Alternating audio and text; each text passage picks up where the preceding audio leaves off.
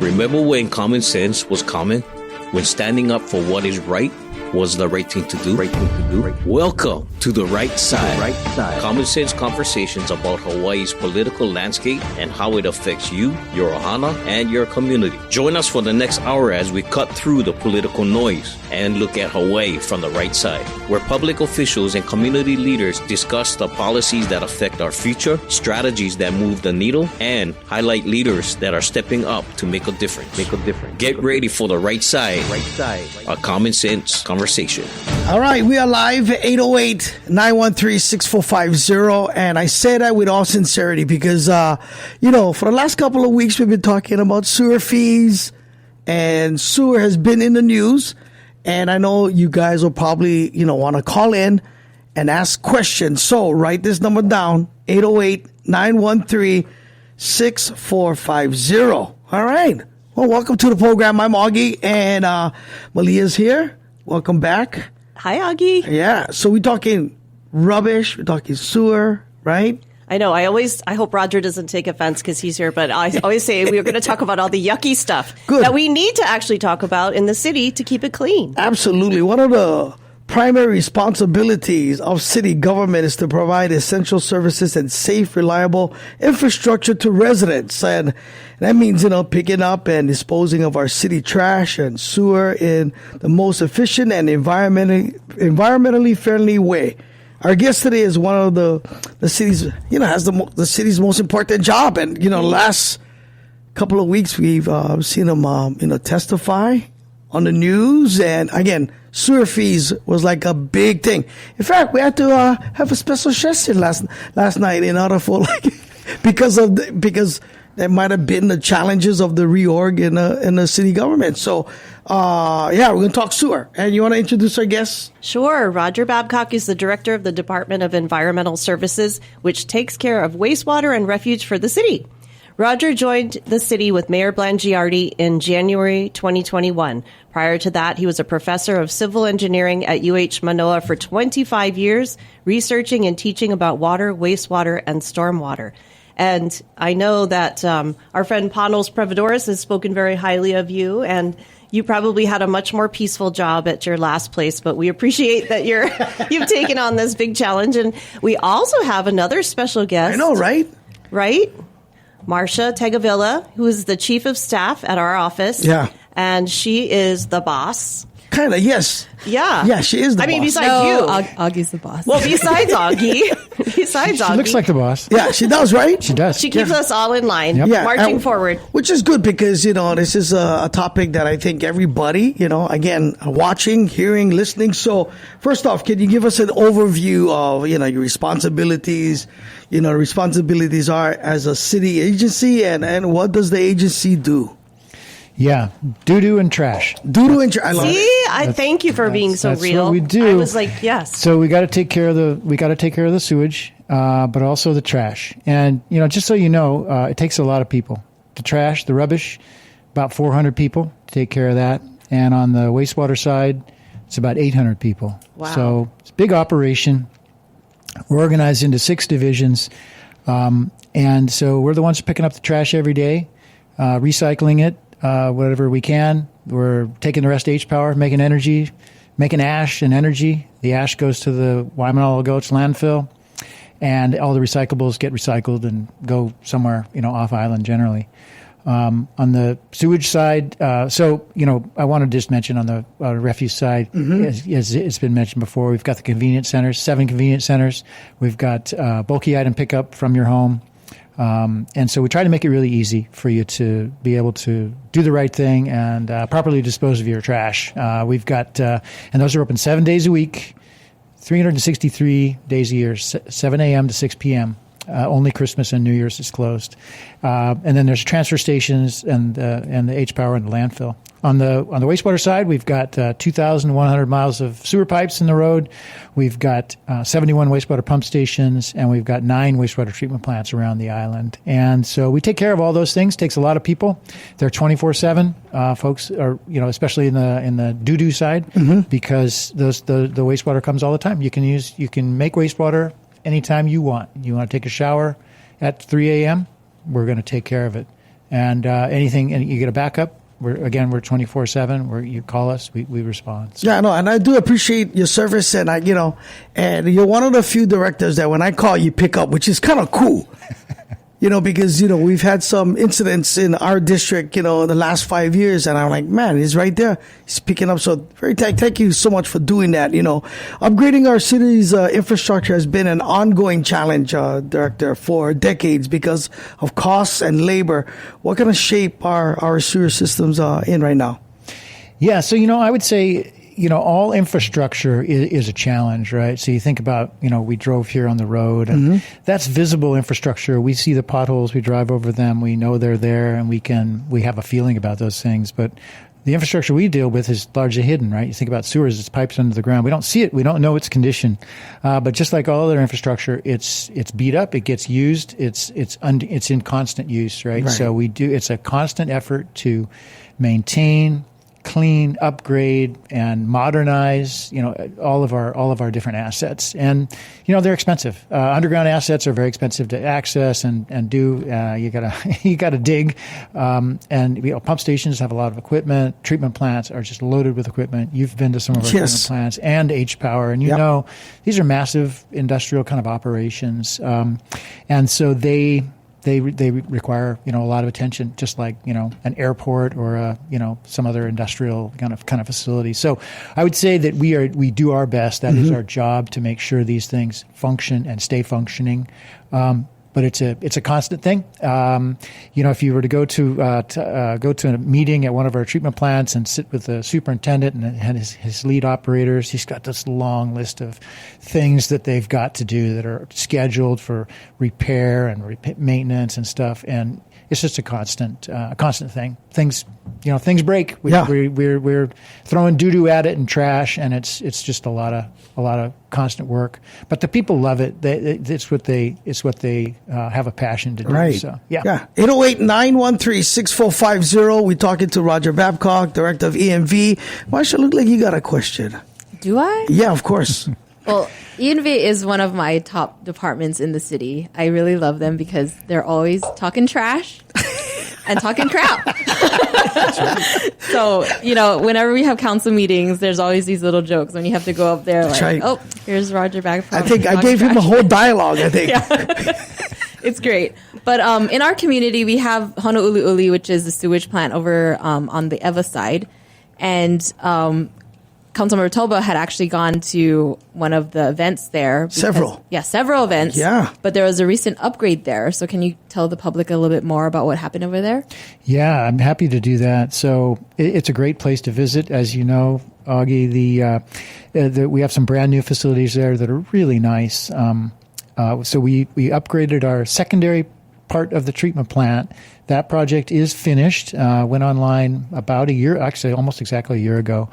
To meet a deadline. It was a compliance project. Secondary treatment is the more advanced part of regular wastewater treatment, following preliminary and primary. It involves using bacteria, feeding them oxygen in these tanks, and then they go to another set of tanks and separate the bacteria and bring them back in, and they're eating the food. The doo-doo is food for the bacteria, and they work for free. We only have to give them oxygen. So we have some pretty impressive, facilities there, and we have a bunch of other really interesting projects going on there now, where we will be doing some other things more efficiently and making energy out of. Interesting. You want to maybe touch on a little bit about that, because you did a year ago explain to the media and everybody that was there. Yeah, we are, getting more R1 water because of this, but tell us about the energy side. Yeah, so the energy side. So, when you in wastewater treatment, one of the processes treats the solids that are removed, and that produces methane. And methane is a good fuel. That's natural gas. Some folks have that in the pipeline to their house from Hawaii Gas. But we make that gas and we recover it. Right now, we have a partnership with Hawaii Gas Company, and they take it and they purify it and they inject it in their pipeline. But it's under construction now. We have a engine generator set where we will take that gas and make electricity. And so what that does is it makes electricity for the plant. It'll all be used in the plant. But any electricity that we make is electricity we don't have to buy. And as we know, electricity is expensive. Yes. So, yeah. Yeah. So that is an energy saving thing for the city. All right, we're talking to Roger Babcock, and if you have a question, 808-913-6450. Malia, you have a question, and I think we're going to a hard break, so you want to ask the question real fast? Sure. When we come back, I guess, I just wanted to ask you about the Kailua sewage treatment plant, because that's always in the news. I live there, so, have a little more interest in that one. But, just if you can update on what's going on with that, because we see that in the news sometimes.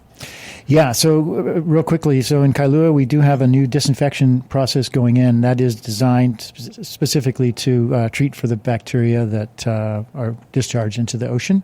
And that project is under construction. It is well underway. It's on schedule. It will be done by the end of the year.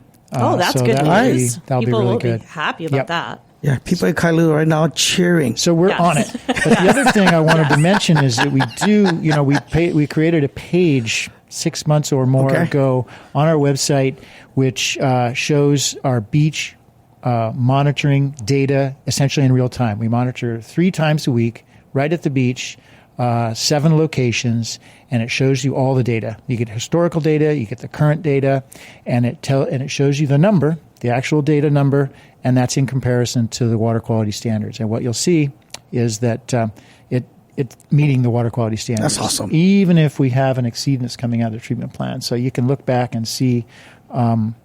And that's for 7 different beaches? 7, yes. Oh, okay. So around the island. Different No, that's places. only in Kailua. Only in Kailua. Yeah, only in got it. Kailua. Okay. Yeah. Okay, 808-913-6450. Talking to Roger Babcock. We'll be back more. Again, talking trash. This is the right side, a common sense conversation. Welcome back to The Right Side with Hawaii public officials and community leaders. Let's get back to Common Sense Conversations.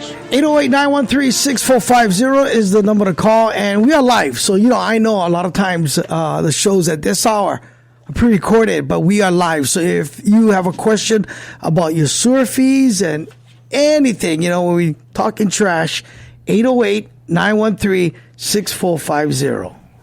Oh, and you have to say who we're here with. Roger Babcock, Tanya Villa, and Roger Babcock. That's right, yeah. Yeah. Hi, everyone. All right. Well, let's get into it. So we know that sewer fees has been all over the place. And, well, maybe for us because we've been paying attention to the issue more closely. But can you share with the public why we're seeing a fee increase and why it's necessary? Yeah, thanks for the question. So, there's a lot of work, to do to operate and maintain the system, and the one of the main issues is that sewer fees haven't been increased for 9 years, and of course we've had a little bit of inflation, in the past 9 years, and so costs have risen. We're actually lucky that before that there were some big sewer fee increases, and that allowed, basically us to go through this time and not, have a real big urgency to be able to make ends meet. But we basically have come to a point where it's like, we can't do that anymore. Right. We got to account for inflation, and we do have a bunch of big projects we need to do. The system hasn't stopped aging. We're replacing things, and we continue to do that. We haven't stopped. It's just that now it's time. It's time to raise the rates just to keep up. And, they could have been raised just, 3% per year or something inflationary, over the years. And then we would be looking at something a lot smaller if we. But that did not happen. It didn't happen. And unfortunately, we have to make tough decisions. And, what you're saying in the first break on, all the things that, the city has to do in taking care of infrastructure, if it's not taken care of, someone will pay it down the line, and it'll probably be, your children's children, because we never make tough decisions now. And, it's stuff that we got to take care of. And I know it's tough.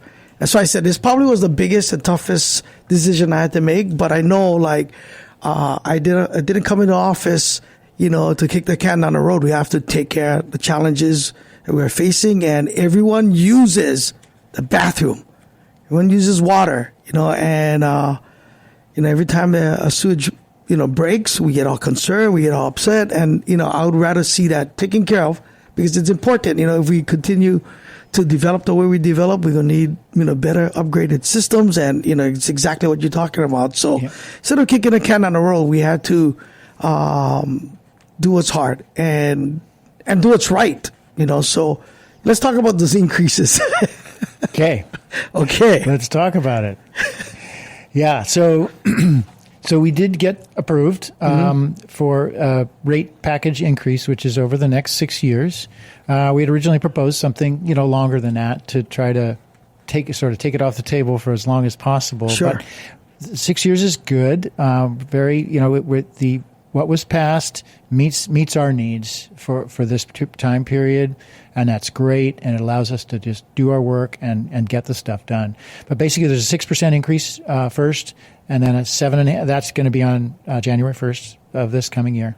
Then on July 1st, there's another increase of 7.5%, and then the following July, 8.5%, and then 9% in each of the following 3 years. Try to explain that to the average person listening, because they hear 7%, they hear 6%, they go, how much is that?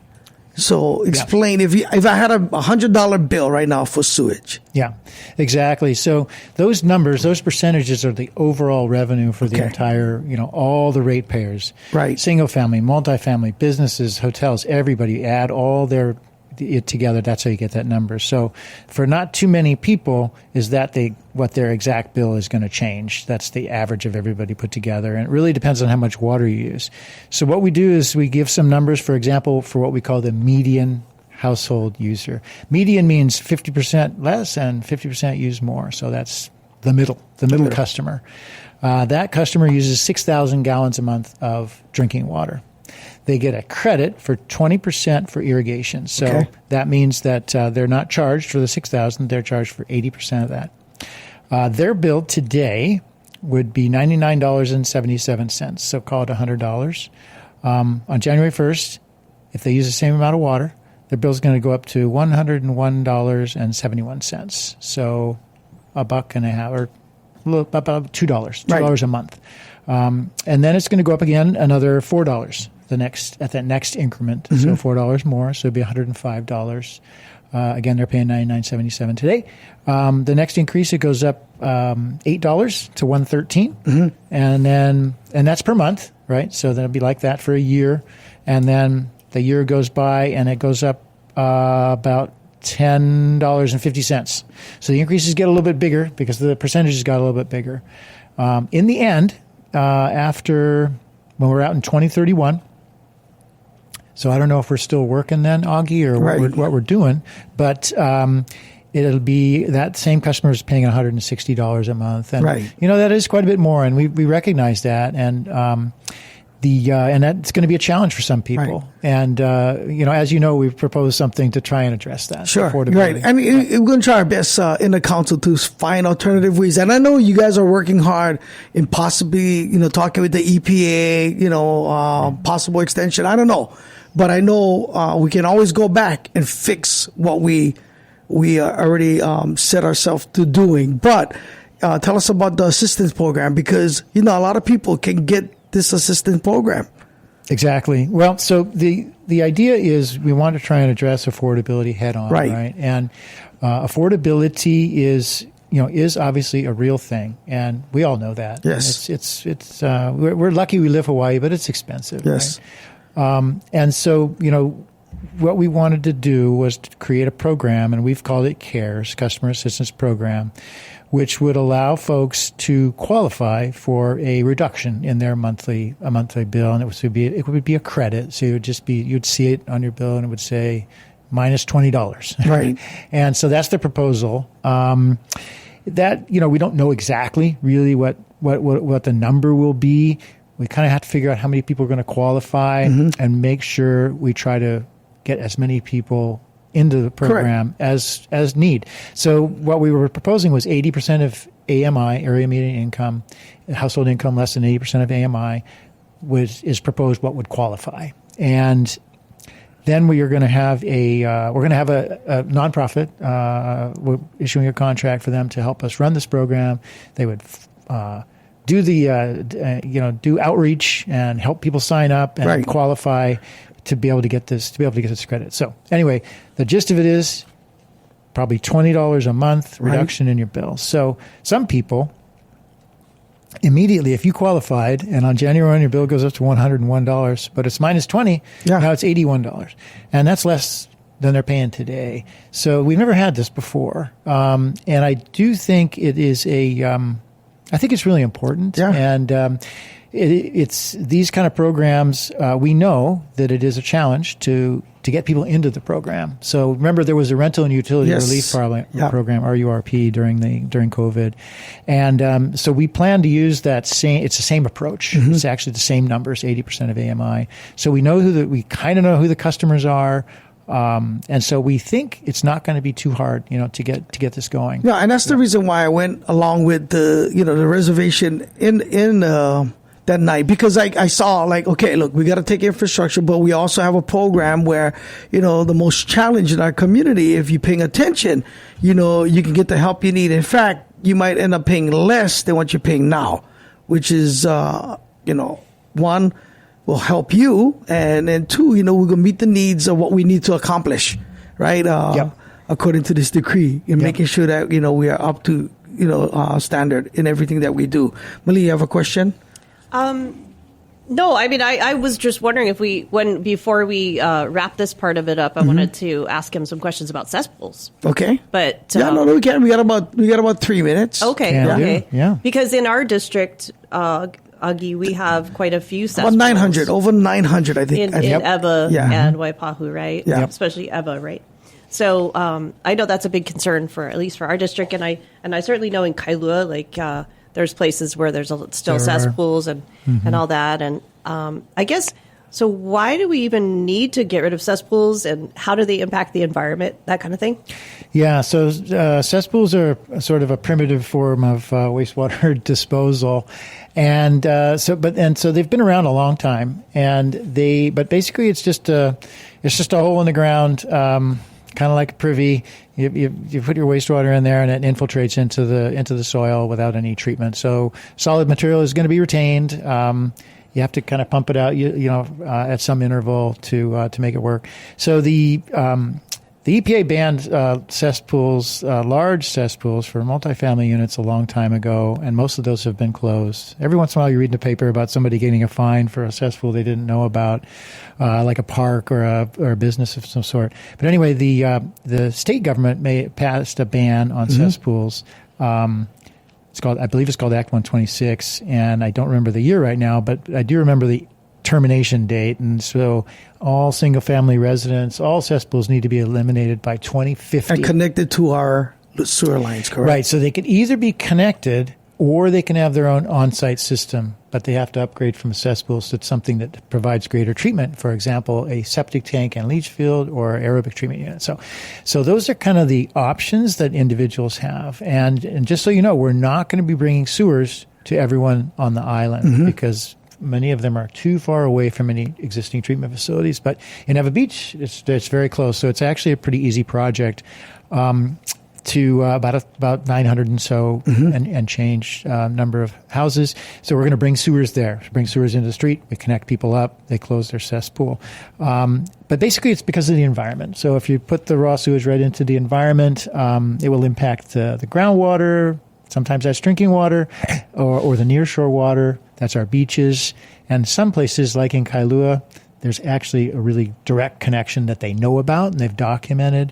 Other places, it's not quite as well documented. But in general, we know that we shouldn't be using an outhouse. We should be using a real treatment system, either on site or at our big facilities that we have. 808-913-6450. If you got a question on trash, sewer, Director Roger Babcock for the City and County of Honolulu. In studio with us is the right side of a common sense conversation. Welcome back to The Right Side with Hawaii public officials and community leaders. Let's get back to Common Sense Conversations. 808-913-6450. Roger Babcock, Director of E&V in the City and County of Honolulu, is our guest today. And if you have questions, about your sewer, about rubbish pickup, it's the guy to call today. 808-913-6450. We are live, and we'd love to hear from you. Marsha, see you looking at. You have a question for the doc? Sure. Yeah, we have the Climate Resiliency Fund, which is what voters had approved. Can you tell us a little bit about that? Maybe that's going to help with the cesspool conversion, and yeah. Yeah. So, I think there's a lot of possible uses for those funds, and to deal with climate change and climate resiliency. One of them they do specifically mentioned is to do something with the cesspools, and I think they got the idea from the State Department of Health had a rebate program a couple of years ago that was very successful. A lot of people signed up for it that were going to do their own upgrade of their cesspool. As I just mentioned, some are going to get connected to sewer, but most of them are not. And so they're going to need to do something themselves. So this was a rebate program. That one was $20,000, per qualifying household. They needed to complete all the work and then essentially kind of get a rebate after they've paid for it.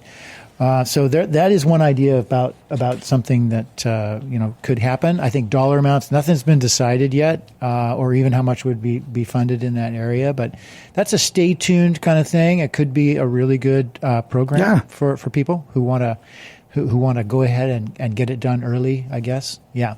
Because it's just certain it'll be a limited amount of funds. You got to get in line, and if you qualify, you get it. Yeah. Okay. So if you need more information, how can people call? That one, I don't think there's anything to call yet. I think it's still got to be decided what the program looks like. Okay. Yeah. And, the cool thing is that you go to all the neighborhoods before any kind of, big thing that might change. And we've been to some the last 5 years. Plenty. Yeah, which is, cool. If you want information on, you need to attend these community outreach programs because you'll get a lot of information. Your agency oversees all aspect of waste disposal, from refuge to recycling, bulky item pickup. What do you think people? What do you want people to know that they might not know about these operations? I know a lot of people in my neighborhood. The bulky item pickup, and we just had a neighborhood meet with us on the Ani place on how it's challenging, and because of illegal dumping, right? Correct, because of illegal dumping. Yeah, that's a big issue in our district. Yeah, so illegal dumping it's unfortunate. We try to make a lot of ways to make a lot of options for folks, so they don't need to do the illegal dumping. So we've got, of course, the convenience centers, the 7 convenience centers, and there's one in Waipahu, Wahiawa there, the newest one in Kapolei, really nice. I know you visited that to us when we opened it. At those places, you can bring basically anything. You can bring your green waste. You can bring your rubbish. You can bring your recyclables. You can bring your lithium-ion batteries. You can bring your lead-acid batteries. You can bring e-waste now, any kind of e-waste. You got a computer, you got a TV, anything that's broken, you bring it. There's a bin for that. And you can also bring bulky items, right? So you can bring any bulky items. You can bring a mattress. You can bring, anything you want. You can also bring white goods, which means refrigerators, washer, dryer, dishwasher, any kind of old AC units that you've pulled out. You can also bring, gas cylinder containers. You can also bring tires, even with the rims still on them. But it's only for residential, right? So you could just bring, something that was 4. You can bring 4. You show up with 20 tires. It's like, no, that's you're running some kind of business. That doesn't work. It's meant for residents, right? So you don't need to put it out on the street. Bring it to us. We take it. It's free. Yeah, not only that, but if you go on YouTube, you have cameras. That's what I do all the time. I know it's challenging because, Waipahu ever, certain times of the day or certain times of the week that it gets extremely busy. But, guys, the last thing we want to see is more trash on North Road or, on a bike path.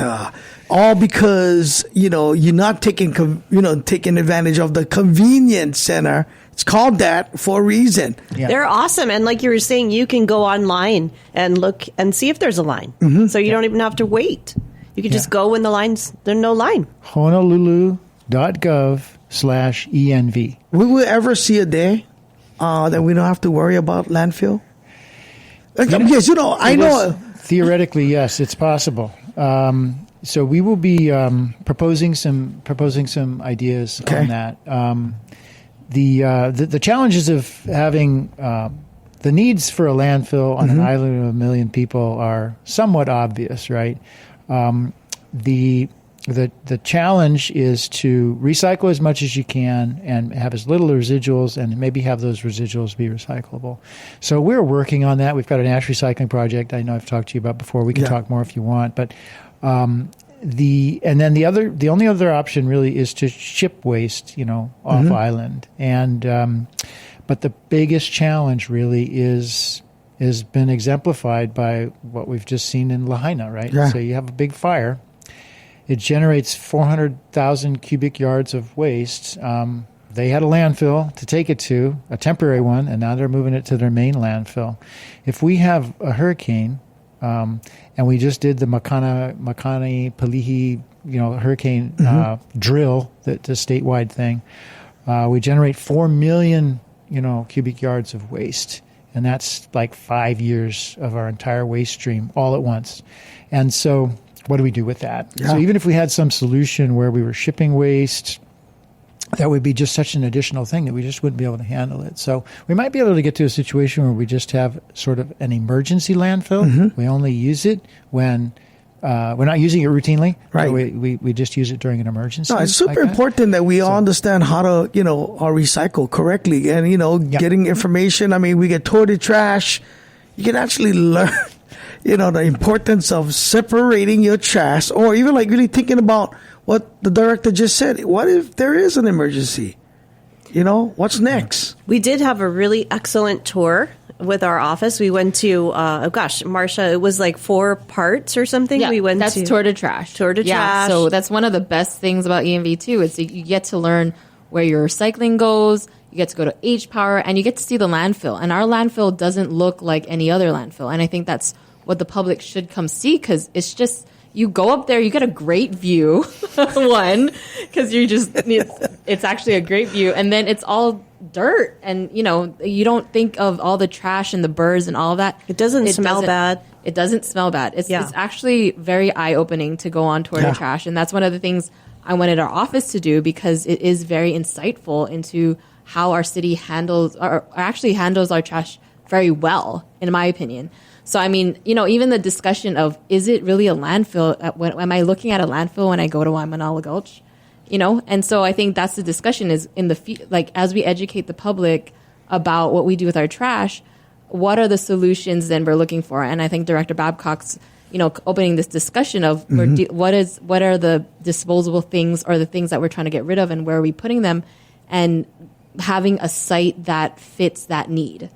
And so I think that's the discussion is, what is a landfill, and how do we educate the people on how we're dealing with our trash? And I think a lot of people in their minds are thinking of what they saw maybe growing up, or what we saw on TV, and it's nothing like that. And that's why, plastic bags everywhere, birds, it's not like that at all. It's not. No, and it's super developed and so updated that man, you guys got to do it. It's tour to trash. If you have an opportunity, just go out, and I bet you any much you'll feel more aware of okay, I need to do this because it's important. Well, and your bins matter. Correct. What goes in your blue bin, you see the workers at Shippo R.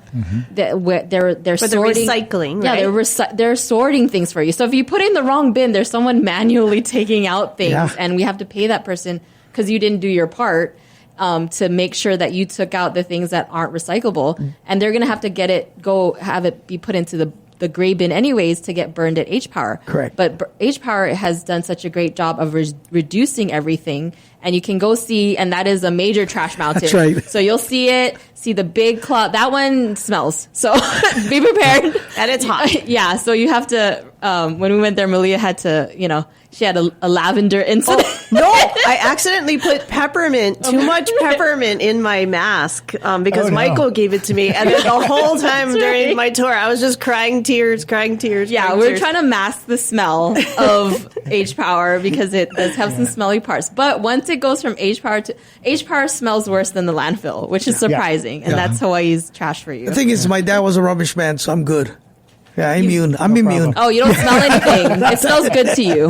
No, yes, everything. Yes. Everything smells great. Now, let's talk about H Power. Yes. Turns waste into energy.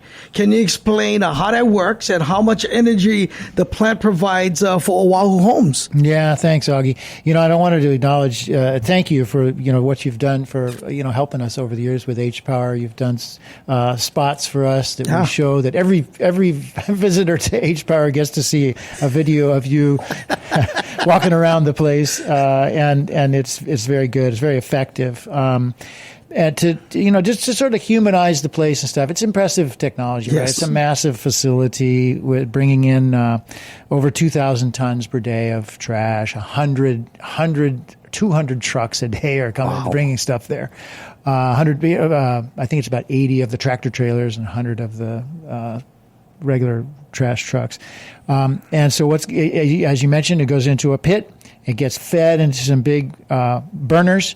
These are water wall furnaces, so the walls of where the fire is, it's basically just a big fireplace with a moving grate.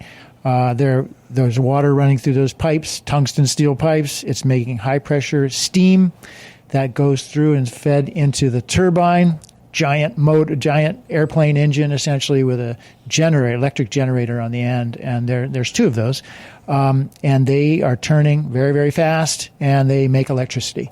And they're making 70 megawatts of power exported. Makes a little more than that. Some of the power is used to run the whole facility. That's called parasitic power. But a net exporter, it makes about 9% of the firm baseload power for the island, which uses about 800 megawatts altogether. So it's about 70 of that. So that's a very useful thing, as opposed to we also make PV. We make other sorts of power as well, including there, as you know. But that's firm power. It doesn't matter whether the sun is out or not. 24 hours a day, that thing's making power. 808-913-6450. We'll wrap things up next, talking to Roger Babcock, Director of ENV. This is The Right Side, a common sense conversation. Welcome back to The Right Side with Hawaii public officials and community leaders. Let's get back to common sense conversations. 808-913-6450. Now, if you're just tuning in and you're going, man, they've been talking about stuff that I'm interested in, right? Landfills, rubbish pickup, sewer fees. You can go online sometime in the next day or two, and you can watch the whole thing online, right, Malia? Right. Our Augie, if you just Google Augie Talba YouTube City Council, I'm pretty sure it'll pop right up, because it is a long address. Yeah. I'm working on getting it shortened. Okay. Yeah, you might end up watching stuff I've done the last 30 years, but at some point you go, oh, look, he's being serious. And you'll find it. But you'll also get some laughs in between. Sure, why not? Why not? Yeah. We've had the last almost hour now, interesting conversation on trash and sewer and all that good stuff. So we'll talk landfill. You want to ask the question? Well, just for everybody that's just tuning in, Roger Babcock is here, right? He's the head of ENV. And, of course, Marcia Tagavilla from our office, the chief of staff. But there's a hot debate in the news and, of course, in public about where is the next landfill going to be located, or is it going to stay where it is, or what are the possibilities? And everybody around the areas that are recommended are passionate about it. So what's the situation with that right now? Is there any update? Yeah, happy to give an update. It's kind of a long story, of course, of how we got here. The landfill's been in place in operation since 1989, extended a couple of times, and expanded once, really, actually twice. It's 200 acres now. It started out about 87 acres. It won't be expanded, further beyond that. We're supposed to be out of there and have it closed by 2028. So we went through a process. Actually, multiple administrations have gone through a process, but it came down to us. 21 and 22 put together a landfill advisory committee. They evaluated a bunch of sites and came up with some recommendations. In the interim, the Red Hill fuel leak happened. That was big problem associated with drinking water. So it became enhanced focus on protecting our drinking water. Right. So because of that, there was a lot of concern about the existing sites that had been evaluated, and so we did some additional analysis. We got an extension on the deadline to name the new landfill, which originally was December 31st, 2022. We asked for a 2-year extension from the Land Use Commission, the State Land Use Commission, and got those 2 years, which was this past December. So we had to come up with a plan. So we came up with a 3-part plan: Plan A, Plan B, and Plan C. Plan A was and then at that press conference, we announced what Plan A was to identify a site northwest of Wahiawa on Dole Pineapple land in central Oahu. And so we said, this is Plan A, and this is what we're going to do, unless for some reason we can't. We said Plan B was to go back and try and modify something called Act 73, which had been put in place in 2020, which puts a half-mile buffer around residences, schools, and hospitals, and makes it so you can't put a landfill in any of those locations, as well as on conservation lands. That bill was put in place in 2020, which was after our last extension of the landfill of Waimanalo Gulch from 2019, and said you got to be out by 2028. So in 2020, that new bill passed, and that eliminated a bunch of sites. So Plan B was to try to go back to the legislature and say we need to modify this either with a smaller buffer distance or no buffer distance, and that could free up some other possibilities that are outside of the what's called the no pass zone, right? Which is the drinking water protection area. So that's Plan B, and then Plan C was if Plan A doesn't work and Plan B doesn't work, then we go to Plan C, and Plan C is to expand Waimanalo Gulch landfill and extend it and expand it. So Plan A was eliminated this year in the legislature. 2025 legislature passed House Bill 969, which says you can't have a landfill on agricultural designated ag lands, and you can't put it inside the underground injection control line, the UIC line. Another complicated thing, but it's basically a line that just follows the fringe of the island. Okay. And so that eliminates that area, the Wahiawa site. Yes. And so then Plan B, which we also tried in the past legislature, was to modify the Act 73 to free up some other sites. That did not happen as well. So basically, we're kind of following what we said we would do, and so we go to Plan C, which is basically if we have no other choice, expand. Then we have to expand. Right. So we're there now. We're working on that, and there will be more information to come on that. One of the really important things that we've talked about and has been brought up is to have a community benefits program associated with the new landfill, no matter where it is, and that would be, and those are common, on the mainland. Yeah. And there have been some done in Hawaii. But that's to have targeted funding, presumably associated with a tip fee, increase the tipping fee for everything that goes in the landfill. You take that money, you set up a community advisory group, and you say, so take care of people on that side of the island. Do something for the community. Build tennis courts, build basketball courts, build swimming pools, do something that would benefit the community. That's awesome. In acknowledgement of hosting this facility. Man, this time is up. Okay, so listen. We didn't even get to ask him all the questions we had. Listen, if you want to be a part of the city and county of Honolulu, and you want to come work for us. You could come work for Augie in your office, or you could come work for the city. The city there's hundreds and hundreds of openings at the city, all different kinds of jobs, and secretaries, engineers, treatment plant workers, refuse truck drivers. Yeah. We've got it all. Great jobs working for the city. City's a great place. Good benefits. Great employer. Yeah, good benefits. You get a pension. Lots of vacation and holidays. we like those things. Yeah. Thank you so much for hanging out with us. Thank you. Roger Babcock, Director of E&V. Thank you, guys. Thank you.